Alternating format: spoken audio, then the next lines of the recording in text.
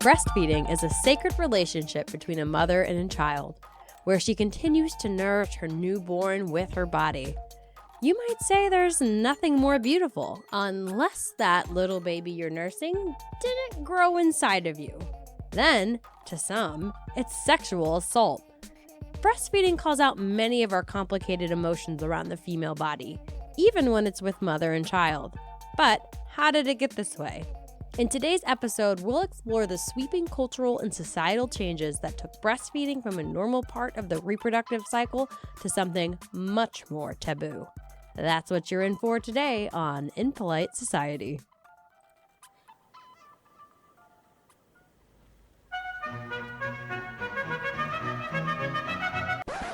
Oh, I just detest rude, unladylike young ladies. I hope you don't mind me being a tad rude. I myself am strange and unusual. Don't be rude. That is some weird, wild stuff. Shocking, isn't it? It's a scandal, But it's provocative. Please stop making me blush. Welcome to the podcast that lifts the veil of polite society to explore the world of taboo, strange, and macabre. I am one of your guides on this journey into the underworld, Rachel. I am Laura. I am Karan. I am ferrying you to the other world beyond. Yes, I didn't know what you said at first, but I picked up on the reference. So come ride along with us. Ride along. That's another reference. Oh, that's a Dino Tiger reference. That's my whole life lately. Laura, have you heard of the term milk twins? I have not, but that's what I call thing one and thing two, the milk twins over here. Oh, you As in mean my your tatas. testicles. Your Yeah. testicles. Okay, milk twins. That is something you could call your breast because they are twins. I think mine are more like siblings, maybe cousins because of the asymmetricalness. That's all of us. Yeah. I mean, That's how you know you're a natural. Natural. But not only is that a name for what you can call your boobies, it's also a term I recently learned about, and it means that children, right, two or more, right, because you need to have more than one twin, they are nursed by the same person, even if they aren't related, because if they're related, they just be siblings. So milk twin is something where two children would nurse from the same woman. Specifically, what I saw was sisters who would nurse each other's kids, but it could also be a caregiver who would nurse your kid or something like that. Yeah, I mean, what was that? Wet nurses? That was literally their job, right? It was old-timey rich folk, or, I mean, I guess maybe like middle-class folk who couldn't lactate, hired somebody to feed their kiddos because there was no formula. Yeah, they probably didn't have cutesy names for it, like milk twin. But No, that is a big piece of what we Wet get down nurse. with. Yeah. So what is your kind of like gut reaction to that idea of somebody who isn't the biological parent feeding the kid?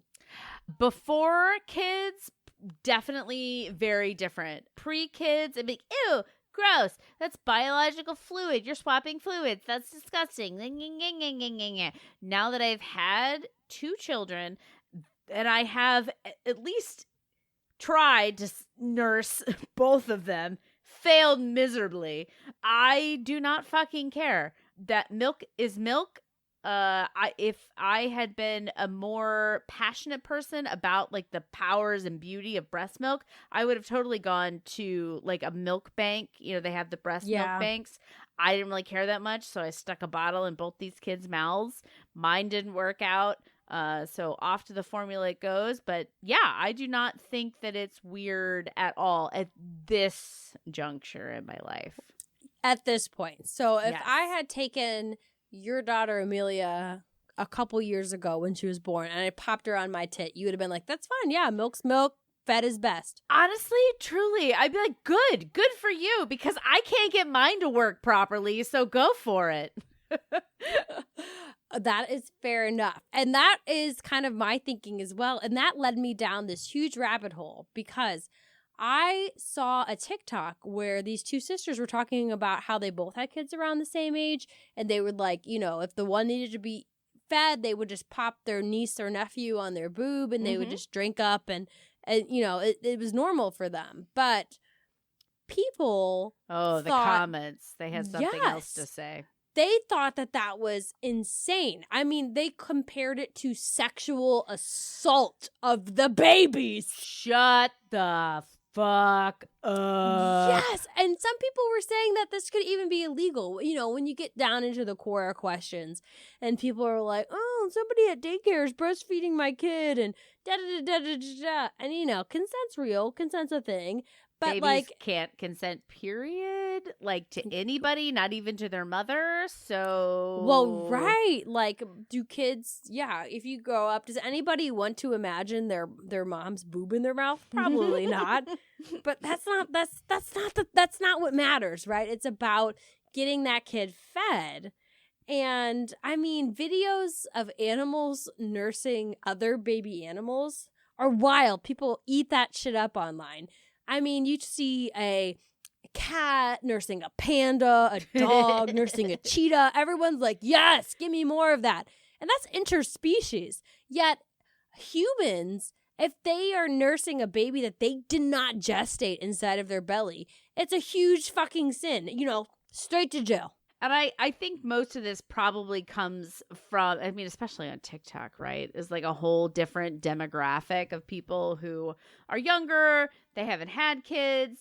It's this association, this very diametric association of what are boobs for? Well, and we'll get into all that, but it's not just people who don't have kids. There's a lot of women who have kids who are in the mix as well, that it morally offends them. Morally.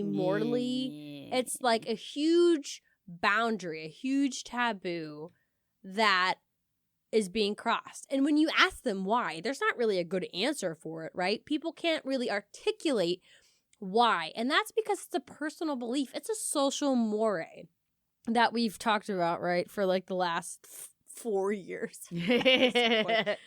And, you know, you'll get a lot of answers, like you said, swapping bodily fluids, hygiene, or talking about that very special, holy is the right word? Mystical mother-child bond.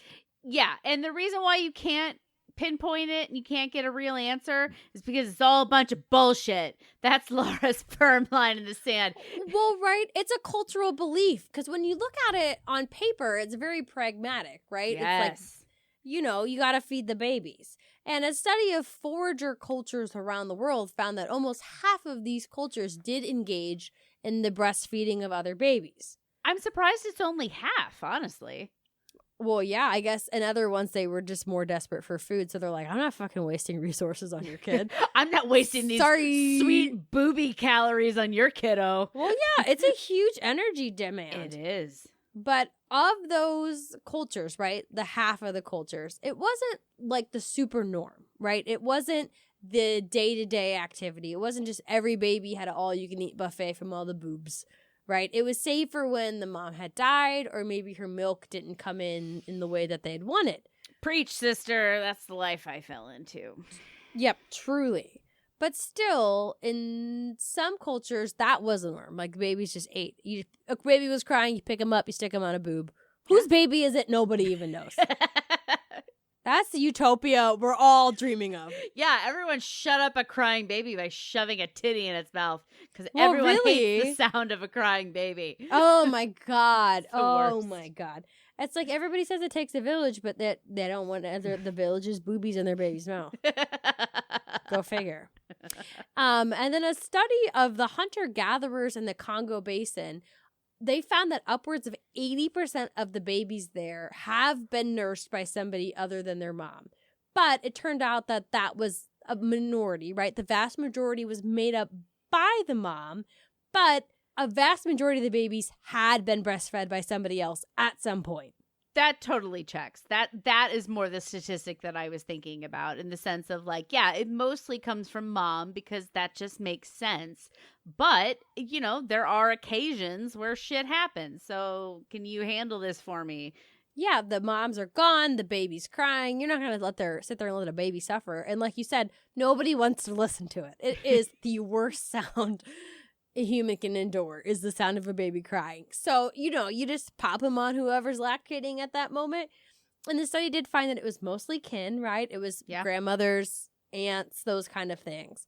But it was very much the norm. So how did this become such a ick for the Western world? Because we are so fucking prim and so fucking evolved.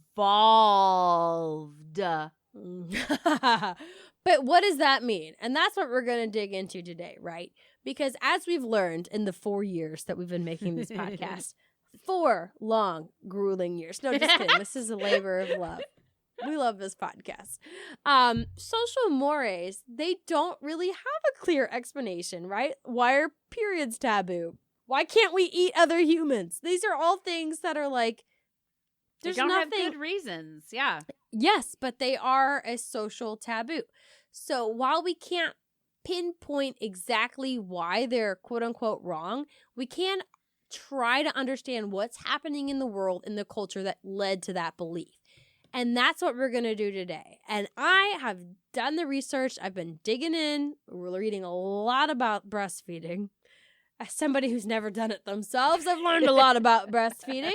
And there are 3 main reasons I believe that breastfeeding has gotten a bum rap. And these are 3 huge shifts in our culture that happened right around the same time that made breastfeeding go from something that was literally a fact of life to something that is shameful and needs to be done in a dark, windowless closet at work.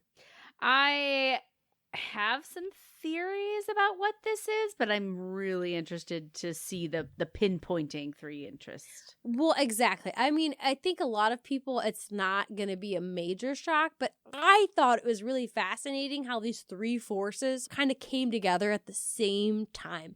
It was almost like fire catching, right? Yeah. It's these 3 instances, and they all had a very similar time frame. So let's dig into the first one. Take me on a journey. Based on those anthropologic studies that I talked about, we could assume there's like a 50-50 chance that our ancestors were nursed, at least occasionally, by somebody who wasn't our biological mother. But that didn't end with the rise of agriculture.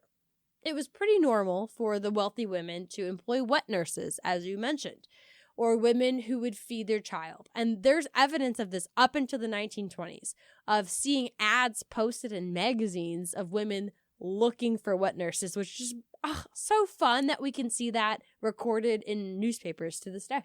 And that doesn't surprise me. I think up until the 20s, that seems about right in the terms of the time frame when you think about industrialization, like really starting to hit its stride. I mean, it was definitely already here at this time frame, but it started to become a way of life in this time frame. So that seems about right. I mean, shit, when I was interviewing nannies, if somebody said I could breastfeed your kid, I'm like, okay, you got a good diet, you're not doing any drugs, you're not getting drunk on a bottle of wine every afternoon. And then pumping. Yeah. Would definitely be a perk in my opinion. I think so.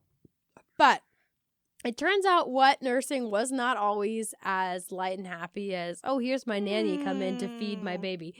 Of course, things in our past, there's always a pretty dark side of it. And wet nursing, it turns out, you're gonna make it sad. It's pretty deplorable. I'm not gonna lie. Like, I'm like pro community breastfeeding, and this was one thing that I was like, of course capitalism comes in and ruins it. So, what it involved, wet nursing, as it was a structure in our Western culture, especially in the 1800s, early 1900s, it involved a wealthy woman posting a job for desperate women to come in and then feed their children. And I'm sure in some cases there were these Helga the milkmaids who had kept up their steady supply well after, weaning their babies. It just, some women just produce a lot of milk. They're natural milkers. Yeah.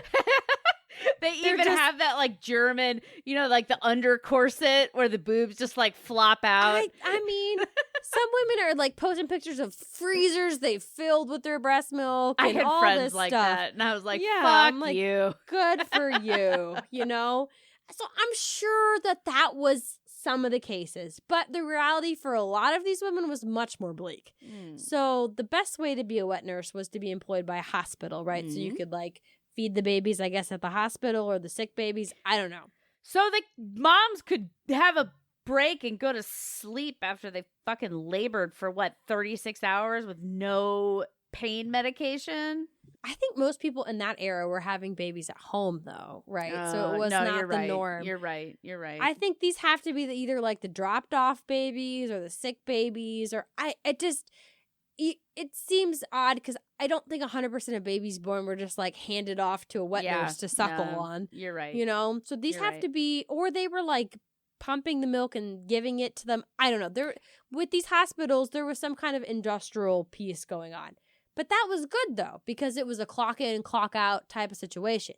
But if you could not get a hospital wet nurse job, that meant you had to look for private employment. And this involved being paid to breastfeed for a rich woman who couldn't or didn't want to breastfeed of her own. So I don't know if you know a lot about babies, but they typically do not stand by baker's hours, right? They live... They're not 9 to 5 punching in, punching out type people. I wouldn't know anything about that. Are you saying that these freaking milkmaids, wet nurses were on like 24-hour shifts? Yes, because that's how a lot of domestic labor worked in that time, is they moved into the house of the women they were working for, right? Yeah. And live-ins. Yes. And so when you moved into these houses, you could bring a lot of things with you, right? Your clothes, your pillows, I don't know. Some things. You would bring a lot of stuff with you. But one thing that you could not bring, can you guess what it is? Your diaphragm?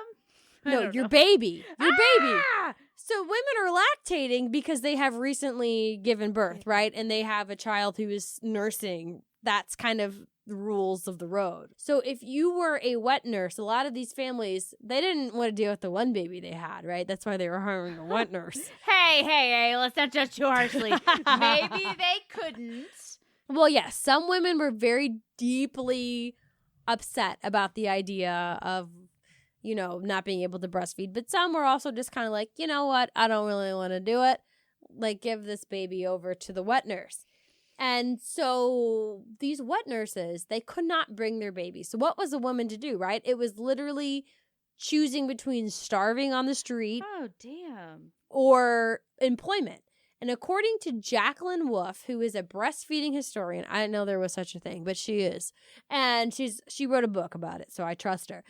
These mothers would have to make that difficult decision. And if they decided to be a wet nurse, that would in turn require them to relegate their child to a foundling home. What the fuck does that mean?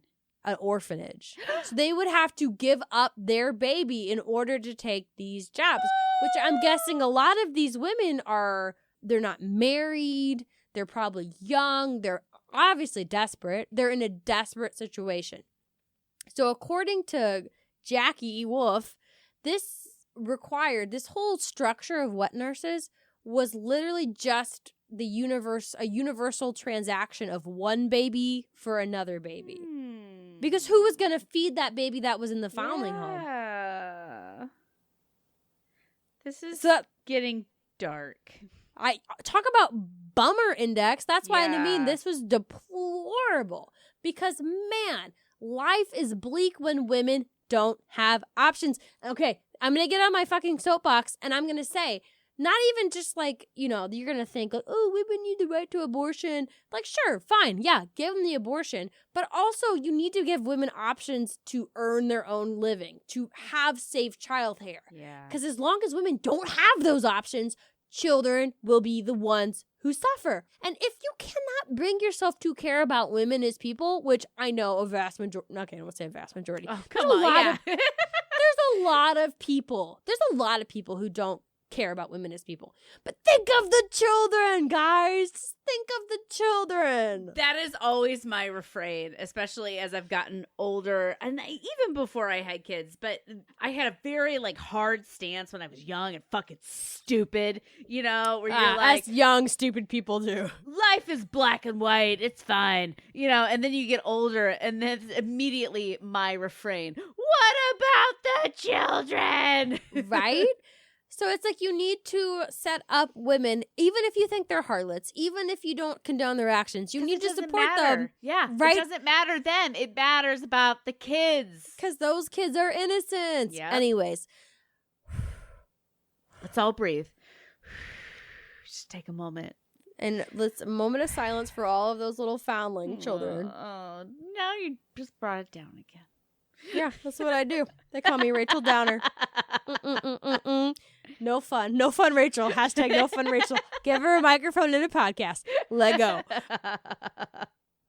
The good news is that wet nurses, their days were limited. And that is because an alternative to breast milk emerged on the scene a whole lot earlier than I ever anticipated. And Laura, I'm going to ask you, when do you think formula was invented? That's a good question. Okay, so I've read historical novels in like the 50s where they made it at home with evaporated milk from the grocery store and corn syrup and, you know, mix that all together. So if that was in the 60s, 50s, I'm going to say early 1900s. That's my formal guess. That's actually really funny that you say that because my mom was a condensed milk baby and she's functioning as an adult. But formula actually dates back to the 1850s. Wow. Like the mid to late 1800s, right? Blew my mind. Because people have been trying to offer their babies alternative milks since the dawn of time, right? Of course they have. Because if you can't fucking get food into your baby from your own titty, you're looking for something immediately to keep your baby from dying. Yeah, because that was the alternative. Yeah. And there have been found all of these kind of like crude fashion instruments, and people didn't know what they were for. They thought they were incense burners. They thought they were X, Y, and Z. What clued them in is that they would find them in the graves of infants.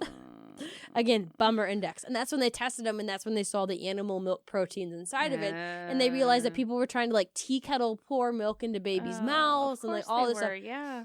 I mean, you would literally do anything. If you could cut your veins open and pour the blood into them to give them life, you would do that. Vampire baby, I'm doing it. Bella Swan, you know, all that kind of shit. So it just like people have been trying to do it from the get-go. But by the 1800s, in the mid-1800s, animal milk started to get the boost because there was not a high success rate for kids who were raised on animal milk or animal protein before then. Granted, it was, I think, 1 in 4 died. Yeah. So, 1 in 4 died. Okay. 25, I know that's bad, 25%, but I thought you were saying 1 in 4 lived. I was like, lived. It was like, woof. no, they actually did better. And that's because they also didn't understand germ theory. So the things they gave them would be filled with bacteria and all this stuff. Yeah. And like, risk? What? Huh? Yeah, well, they didn't know. They had no clue. Yeah. That's why they're burying them with the babies. Okay, but things started getting better in the 1850s because people in France were inventing, better bottles and better nipples, right? So that kind of helped a lot. But then this century also saw explosion in food safety and preservation, including the evaporated milk and the condensed milk, which were made popular by the Civil War. I am really jazzed about this because I just listened to a podcast about like the introduction of the FDA and about how once we started to condense ourselves into cities, they were like, oh shit, we don't have a cow in the pasture to feed everybody. We have to have like a vast operation to feed all these fucking people, and about how crazy that shit got before the government was finally like, fine, I guess we have to do something about it. I have these, companies paying me to shut up about it, but I guess too many people are dying. Well, and that was actually a big thing about these early infant formulas. A big selling point was the powdered version versus the liquid version, because the powdered version could be added to water, which was much more likely to be clean and healthy than milk, which who knows how old it could have been. Also, people had been studying what made up breast milk since the 1700s. So by this point, there's almost 100 years, a century of research. So then they started figuring out how that they could add to animal milk to better replicate human milk. And that's when you started to see doctors would work from this recipe or formula to make this life-saving elixir for their patients. And in 1865, the first powdered infant formula was patented. And then within 20 years, there were more than 20 other new patented formulas available. God bless. Save the children. Yeah, it was a major stride for humanity. And by the 1930s, formula had made even more improvements, and that's when they were able to get the seal of acceptance by the American Medical Association, aka the AMA, and they were approved for their safety and quality. And this is where we started to see a turn from doctors making it individually to more of like this marketing approach where the companies would then have relationships with the doctors who would then sell the moms they were working with on the formula. And hand them a coupon. Oh, exactly, right? Did we not all get samples? You go to a doctor and they're giving you all kinds of samples, little boxes. That's kind of one of the hacks they tell new moms is like, oh, ask about samples and you can get it everywhere. Yep. Yep. And so that was in the 1930s. And then by the 1940s and 50s, physicians and consumers had regarded the use of formula as, a very common, popular, and safe substitute for breast milk. And as a surprise to no one, when that formula became safer, reliable, and accepted, breastfeeding rates began to decline. I think that this is like an interesting time in history around this like 40s and 50s. Like, okay, these formulas are safe. We think that maybe we could use them to feed our kids on a more reliable basis. It's also at this same time, again, when industrialization starts to ramp up. Don't get ahead of yourself. I'm just going to give you a story. So one of my best friends growing up, her mom used to talk about how weird it was in the sense, when she was growing up in school, she had homemade bread. And it was like, you are such a fucking loser. Where's your goddamn Wonder Bread? And now you're like, ooh, I have a hippie crunchy mom and she makes my bread. The pit and the pendulum, right? Yep. It goes back and forth. As I said, formula was a bit more accepted, more common. So breast milk went the way of the dodo. And now you might just think to that is due to women reclaiming some freedom in motherhood, being able to share the responsibility of the midnight feedings, and avoiding those bloody chapped nipples. But let me tell you, you're fucking wrong, according to scholarly academics, because we women are vain, heinous creatures.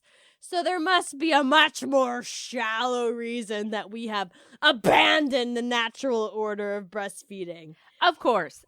It's not to strive for any kind of equality in the sense of like not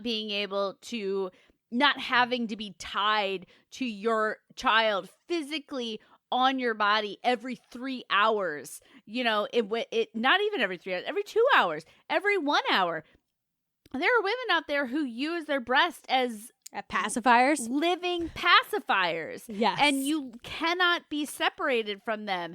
And God forbid that they actually decide that I want to be a functioning member of society and not relegated to this revered, but at the same time looked down upon role of mother. It's a very bizarre thing. Oh, yeah. There's a lot of social complication around being a mom, for sure. Yeah. But like even just like you said, the freedom of not being attached to another human, that could never be entertained because according to academics, it was what you said we're talking about earlier, which is we were all so influenced, right, by the modernism in the 1950s. And this is what Wolf, our friend Wolf from earlier, the author, said, that modernism led women away from the natural. Like you, exactly what you said, the pendulum or like the roundabout. You know how today we're all trying to get back to our caveman selves, our paleo selves, right? Our natural state. In the 1950s, it was the opposite. We wanted everything to be made by machines. We wanted everything to be modern. We wanted everything to be like space age. And so they said that because of that trendiness of that, people were sprinting in the opposite direction of breastfeeding because it felt like something a caveman would do. Yep. That is ape shit. We are clean, we are hairless, we are human, and we don't participate in that lowbrow nonsense. Exactly. And if you pull at that thread of class and social structure in the Western world, you cannot ignore race. So there's also this kind of compounding issue that us white ladies of America, we're seeing African women in National Geographic with their bare breast to the world, holding a child, suckling at their teat. And that just kind of reinforcing the idea that breastfeeding was this archaic, like savage thing. Yeah. I don't know. I mean, can you say that people were not racist at that time? They were not trying to do these things? No, those were all things that were happening. But to me, it just feels like if somebody gave you the option to not to go to the bathroom every 2 hours, you'd be like, fuck no. Like, get me out of that. Like, I want to live my life. Yeah. I feel like those individual benefits were far, far bigger and more important than this bigger. And I'm not like that. Laura knows I'm the one to say, society made me do it. But in this case, it's just like, God, it's got so much freedom. Yeah.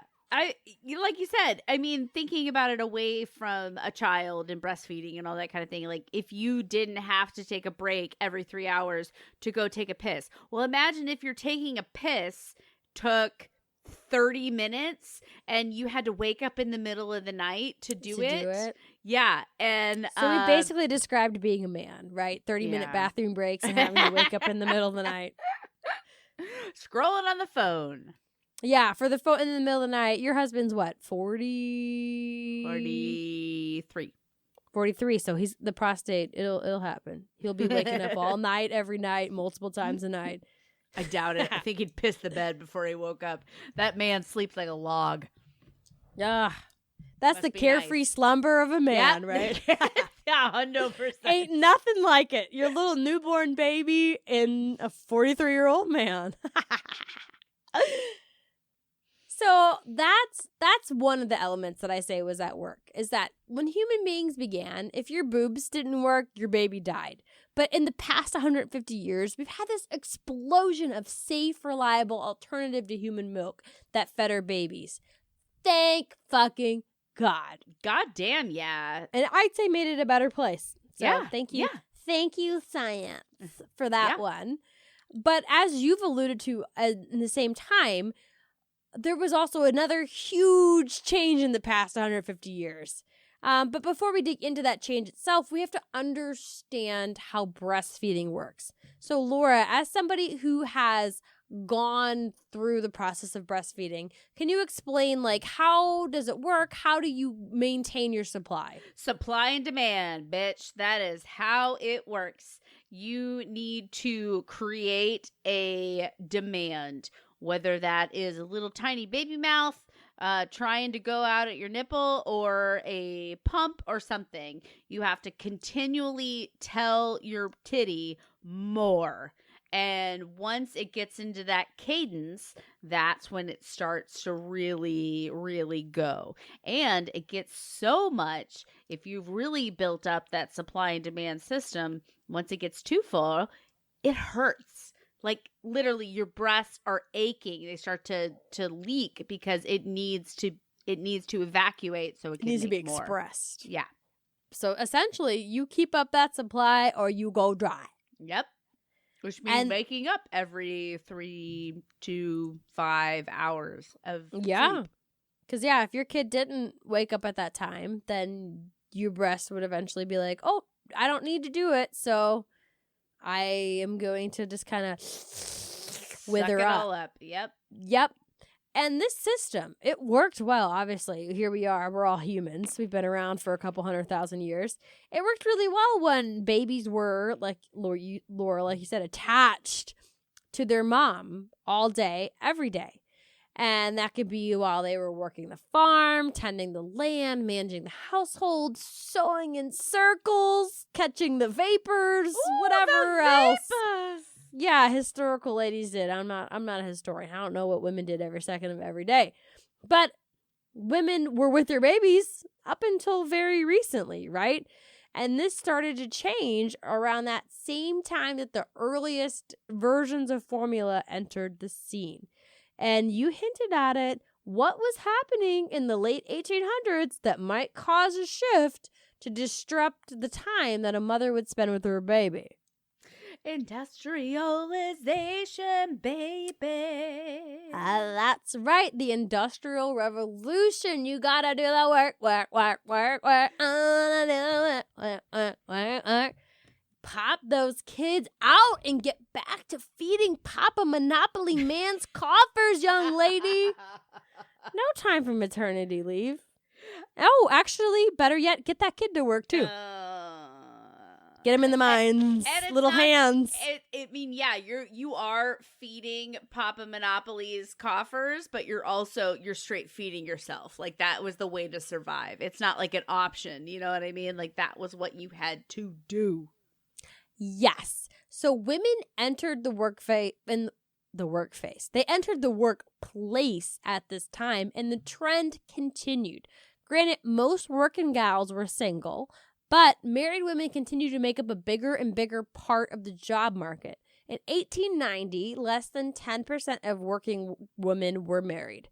But by the 1930s, 1 out of 4 were. And by the 1950s, half of all women in the workplace were married. And granted, women be having babies without being married. Like, come on, this is the world. That's the way the world works. I'm only throwing that out because in that time, it was much more socially acceptable for married women to be pumping out kids, almost to the point where it was an expectation that if you got married, you were having kids. So that's why marriage was important to the women in the workplace kind of vibes. Yeah.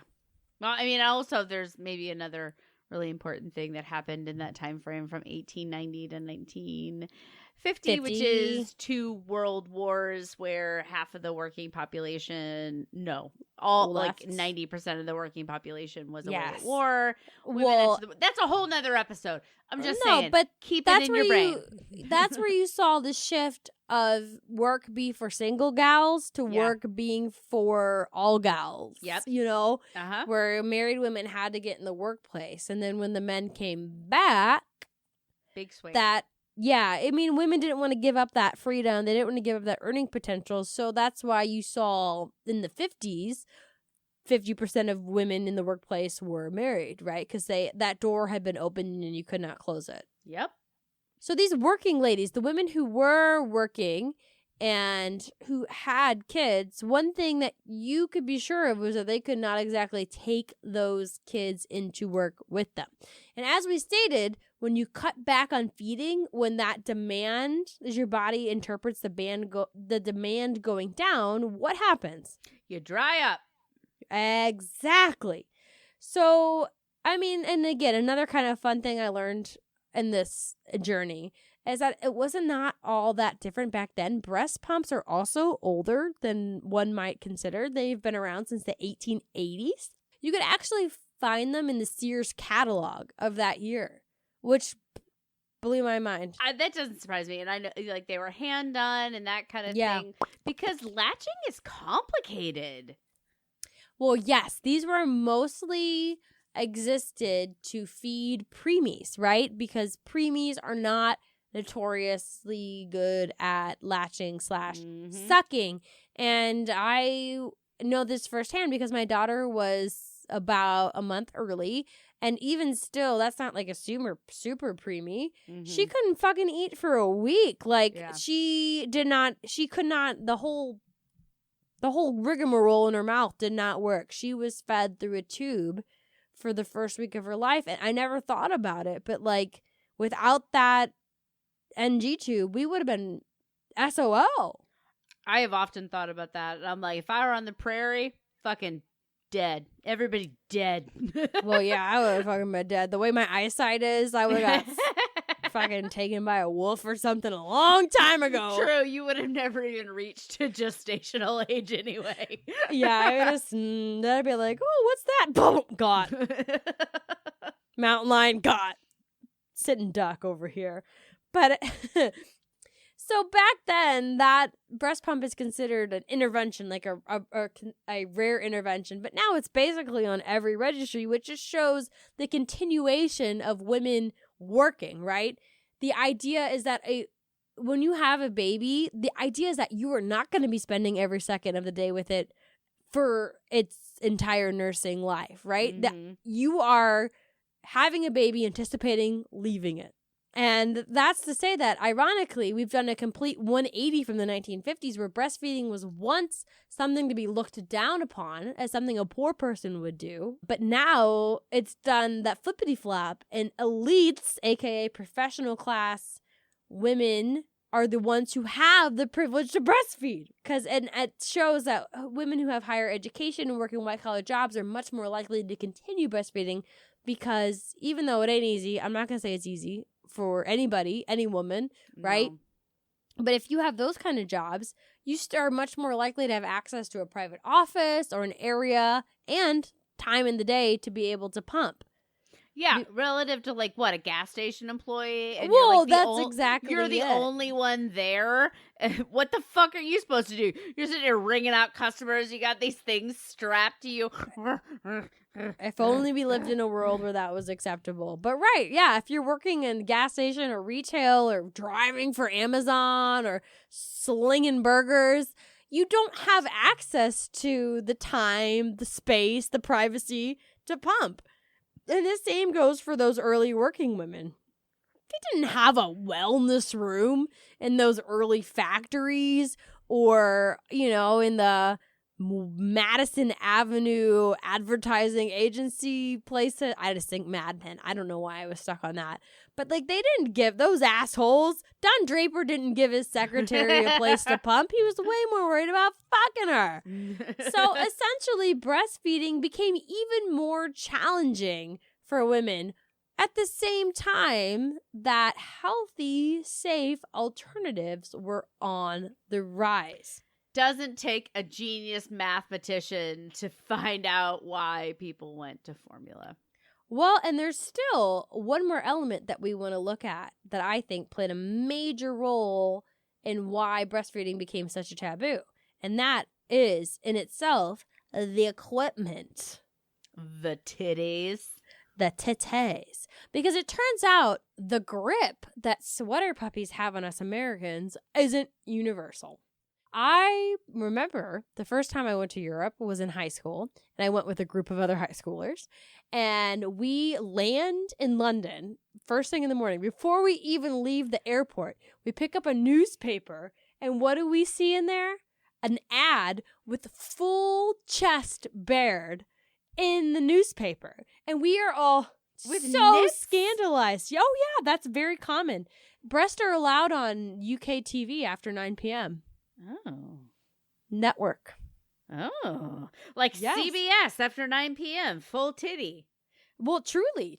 And in the UK is actually the most repressed of it because in the rest of Europe, it's hardcore. Yeah, just boobs are boobs, right? Yeah. So, and that's even within the Western world. When you look outside of that, bearing breast is considered very normal in day-to-day life in many cultures. And also was considered normal in a lot of cultures before they were colonized by our after 9 p.m. friends from the UK. And, and it's so fascinating because it varies, right? If you look at it from an anthropological perspective, the sexual projection that we have on the breast can apply to different parts of female bodies, right? It can be the butt or the waist or the thighs or even the ankles. Okay. Right. Ankles are very sexy, right? And it turns out that this variation doesn't just exist outside of the Western world. it exists within the Western world within time. So at different points of time, the sexiest part of a woman's body varied, and it did not include the boobs 100% of the time. I think of the French Revolution, thing where like she's got one titty out. Like, obvious that's always been a clue to me, even when I was much younger and had much less worldly knowledge, that I was like, that is very different than what we would have seen in America in the late 1700s. I want to see George Washington crossing the Delaware with just a boob out. Well, and George Washington's wife right next to him, like one titty out. No, I want to see George Washington's boob specifically. I want to see. We couldn't even handle a male nipple, right? Yeah, you're absolutely right. Or the Statue of Liberty, just like boobs out. There you go. Hilarious. That's a great analogy. So that's the first thing that gives you a clue. Like, things are not the same over here. Yes, because even in Europe, it comes and goes. So they're more comfortable with breasts even to this day. But there was a time in the Renaissance where your ankle or your leg was considered more sexual than your breast. And it was like kind of like a common part of the clothes to like push your boobies up, and if you could see like a little bit of areola, see the nipple, you're like, oh, you're just youthful and they're perky, right? It was just a normal part. And we all know about that one mistress of the one king who had her favorite boob that she pushed up and out all the time. She's like, look at it, like, it's beautiful. Every woman can relate to that. Oh, the good one, yeah. Right? So it depends. It's not a fixture, right? We would think in America today that boobs have always been this like extremely sexual, extremely like erotic part of the human body. But that's not always the case. Not saying that boobs were always considered attractive, right? And they've always played a role in attraction. And cleavage has been a big part of that. Granted, for the most of cleavage's history in modern society, it has been smashed under a tight-bounded corset. Squished within an inch of its life. Truly. It's flat. It's literally flat against your body, but the little upside part is that it round looks nice. bit. Yeah, it does. Especially if you're skinny. When you're fatter, it's more like a slope. But if you're real skinny and then you just push them up, it's just like these little calf circles. Oh, like little circles, right? Yeah, that looks great. That's how people look on TV. So even the tiniest boobies will look like that. But then if you're like a regular sized person, you got like the arm rolls, the armpit rolls in there too. Mm-hmm. It's a little bit, you look a little bit more matronly. That's where they call it. That's where the word came from. But anyways, so that's what cleavage was until the early 1900s. And that's when a game changer entered the scene. The brassiere, aka the bra. AKA Torpedoes 101. AKA the thing I can't wait to take off out of the So true. AKA I haven't worn underwire bra since 2019. AKA I actually have one on today, but that's because all my bras disappeared. I don't know where they went or how they got there, but this is all I coid find. That's the real tragedy. Yeah. That's like socks. My bras have become like socks. I'm going to make a missing poster. Where did all my sports bras go? That's neither here nor there. Because we're talking about bras and how they revolutionized how our boobs interacted with our day-to-day wear. So instead of that smashed up silhouette, they can now be separated. They could be rounded. They could be lifted all the way up to our chinny chins. And they can also even come in fun shapes. Like you talking about the pointy ones? Yeah, the torpedo boobies. And that's what I always say, I've heard saying about bras. Lift and separate. Yeah. Yes, which is very different than the corset, which was like just smush them down and together, essentially. So lifting and separated, we could see the shape of them better. And that changed all of cleavage and décolletage in general, right? Because in the 1930s and 50s, which, is that ringing a bell? That's a decade we're starting to hear a lot about in this episode. The bra, it enabled us to have those plunging necklines that the starlets wore and those skimpy bikini tops, which is giving that illicit combo of skin and hiding away the right amount of stuff. Because sexiness is much about hiding as it is about showing. Oh, yeah, it is. give them a peek, but not the full show. Yeah, not the full areola. So those pinup gals of World War II, they made tatas the center of attention. And our lust for bust were just cemented by the cleavage queen herself, Marilyn Monroe. So in that post-war era, cleavage really became the defining emblem. Quoted by some culture writer. I don't know. He wasn't... I could throw his name out there, but like nobody knows him.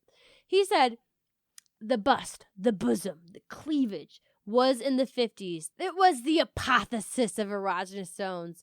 The breast were the apples of all eyes. AKA the nipples are the eyes of the face of the breast. I like the nipples of the eyes of the face. Marilyn Monroe, man, in Some Like It Hot, she wears this dress that I was like, holy shit. I was scandalized that they would have such a dress in a black and white movie.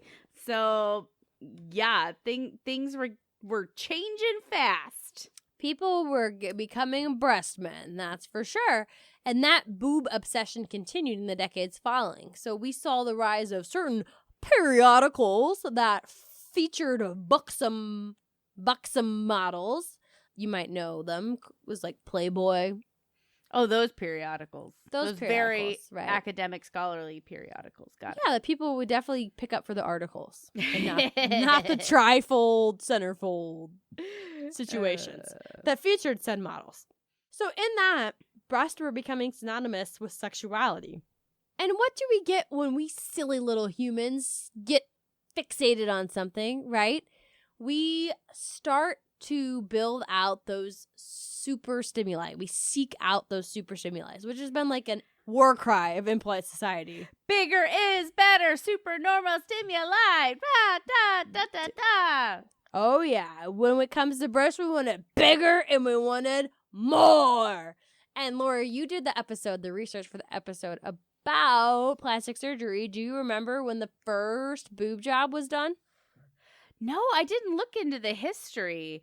I mean, like reconstructively, I would imagine probably in the 60s, 70s, somewhere in that range. That's right. The first boob job was done in 1962. I guarantee it was a reconstructive surgery. That's how all this plastic surgery starts, and then it trickles down to us vain and pathetic. Wait, we can make our boobs better. Yeah. And again, that decade, does that sound familiar? That's right on the cusp of that, like modern era.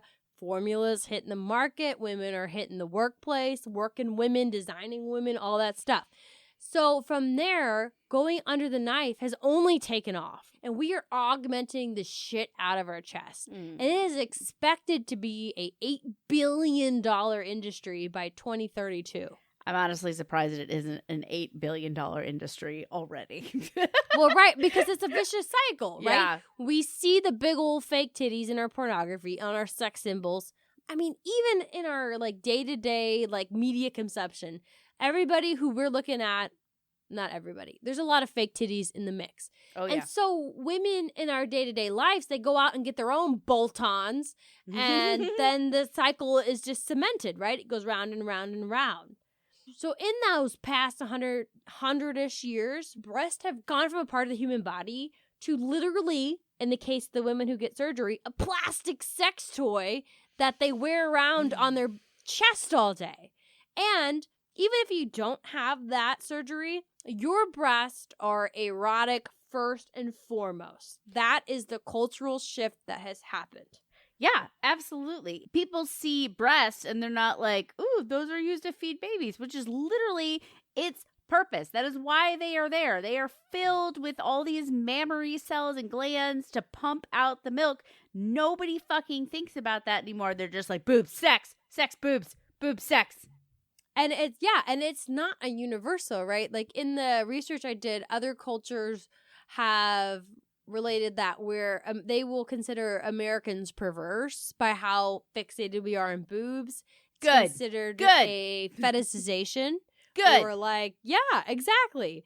So it's not the norm. But it's no stretch, like you said, it's no stretch to understand how this affects breastfeeding, right? Yeah. No genius to take that mental leap. Like, it's something for babies and for me to fuck? This can't be true.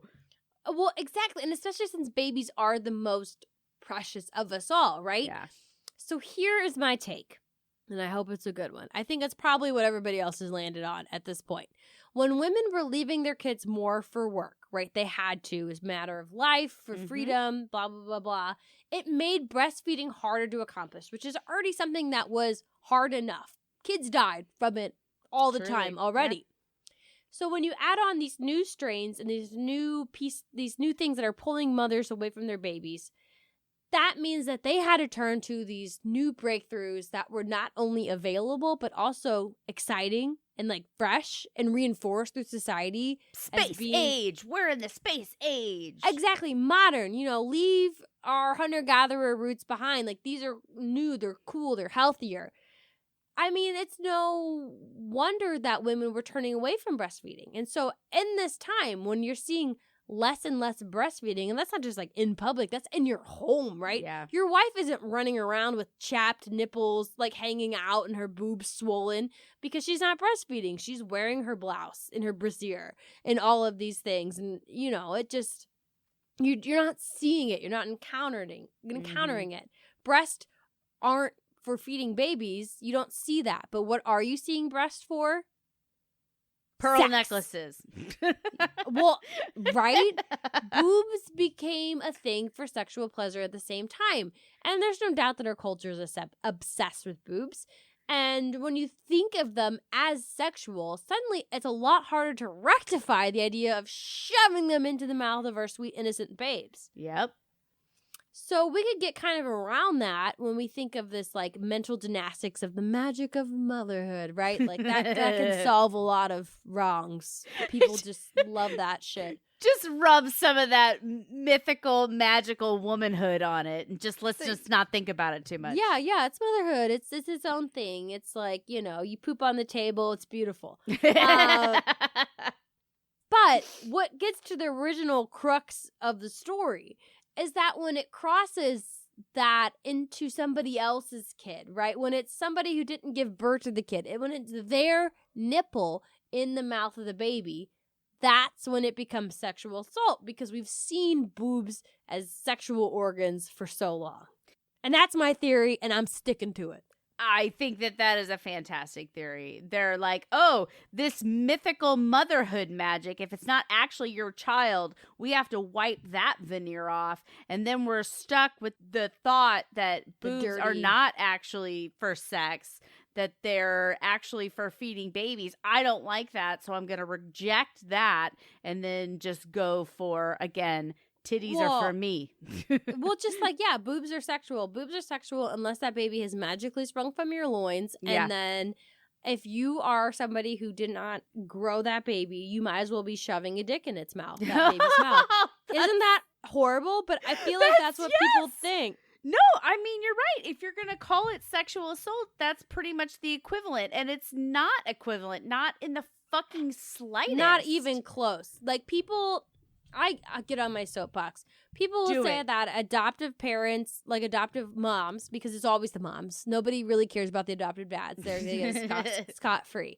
It's always the mom issue, both the birth mother who placed the child and the adoptive one. They'll like get mad at moms who decide to breastfeed or induce lactation. And that's even more of a taboo, because you're not even a natural mother at that point. Fuck off. Oh, yeah. It's like you're just... And then they will call it sexual assault. They will get mad about the forced bonding. And I'm like... Fuck off. You mean the forced bonding of nature that is a child that says, I need love and nourishment and holding? Oh, yeah, fuck that forced bonding. Let's just put it in a closet and let it deal with life on its own. It's like, yeah, unfortunately, that child is adopted by that mother. Like, whatever your feelings are around adoption, like, that has happened. Why would you not want the baby to bond with the parent so that it could have a more secure attachment? It just drives me wild.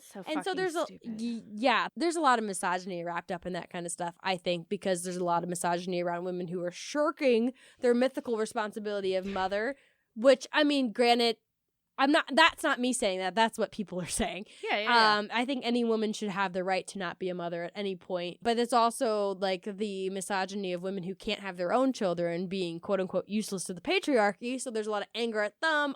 There's a lot of anger to all the women involved in the adoption equation. So many levels of you are not doing exactly what I want you to do. Or and you am can't. Mad about it. Yeah. So if you are inducing and I can sit here and talk about this for this whole episode and throw in the idea of inducing lactation, which people probably have they didn't even know you can do. But men can induce lactation to feed a baby. People who are born with a penis. A penis. I just like the way you say it. Yes. So I let me clarify just one question though, because I always thought this was true, but to be fair, I have not looked it up. But if you have lactated once, if you then create supply and demand again, your body will kick that back up. Yeah, so I think for women who have breasts are individuals, I meant close up. Oh, for God. they, them, let's just do it. She's, and in betweens. Nope. Laura's just saying women. Go ahead, continue. If you have, I think you can do that. But for people who want to induce it who have not had the biological process of pregnancy, it involves taking hormones that I think are just basically birth control, because birth control tricks your body into thinking it's pregnant, right? I was just always wondering, I'm like, can I hook a breast pump up to me and like you start probably could pumping out? And like how many calories can I expend in a day? I gave my breast pump away. I should bring it back. Yeah, but you would just have to do it every 2 hours to instigate the lactation. Too much work. Well, yeah, that's another reason why, like, if anybody wants to induce lactation, I'm like, that's some more power to you guys. There's a lot of, social stigma around it. But if you're going to wake up every 2 hours before your baby is even born for 3 months going into it to induce the lactation, that's like, you're obviously not doing that for yourself. You're doing it because committed. you think it's what's best for the kid. And there's a lot of benefits around breastfeeding. Granted, people who are anti-induction of breastfeeding will say that you don't get the colostrum, you don't X, Y, and Z, meh, meh, meh, meh. But anyways, that's people get really weirded out when it's not the biological mother's nipple in the baby's mouth. And that's what is the whole point here, is because we think boobs are for sex. When just like really, a dick is for sex. No. Well, yeah. No. Exactly. It's just nonsense. I mean, I think that you listen to this whole episode, you can obviously tell Rachel's and I very strong stance on this whole thing. It's just fucking nonsense. Fed is best, whether it comes from a bottle, your titty, a stranger's titty.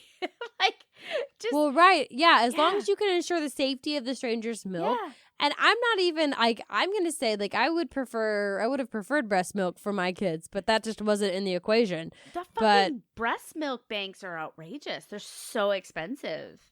Well, yeah, the banks are the ones that ensure safety.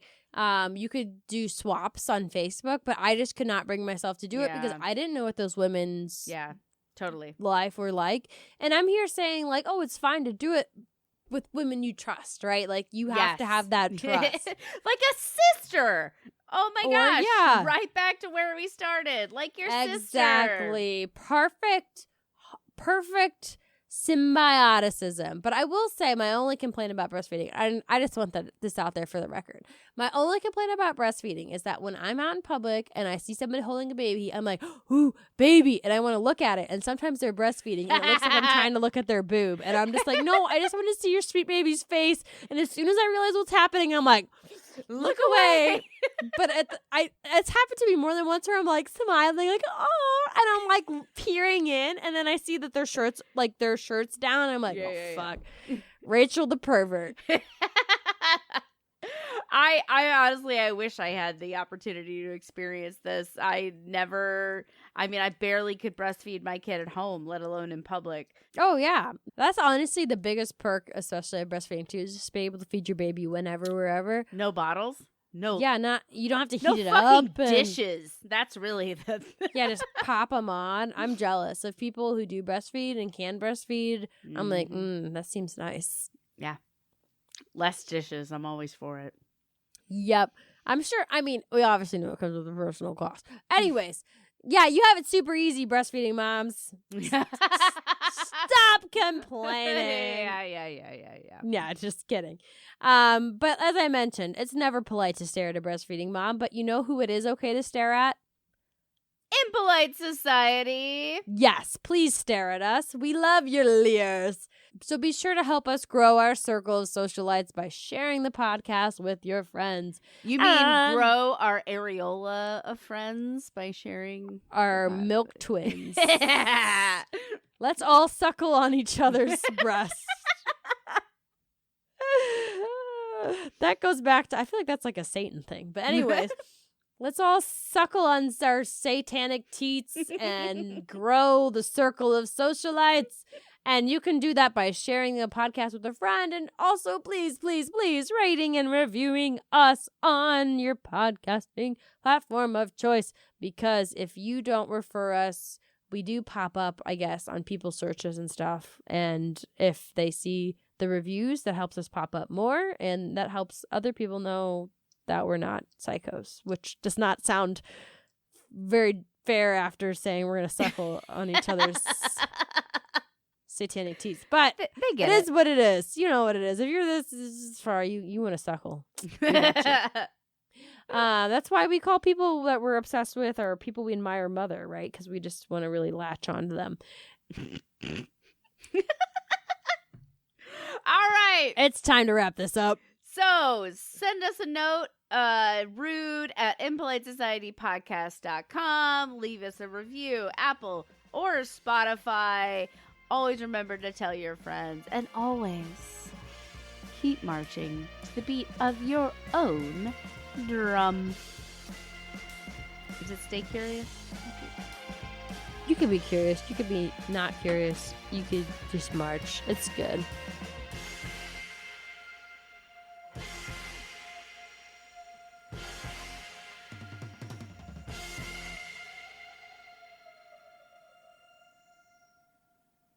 I can't breathe good. I got the vid.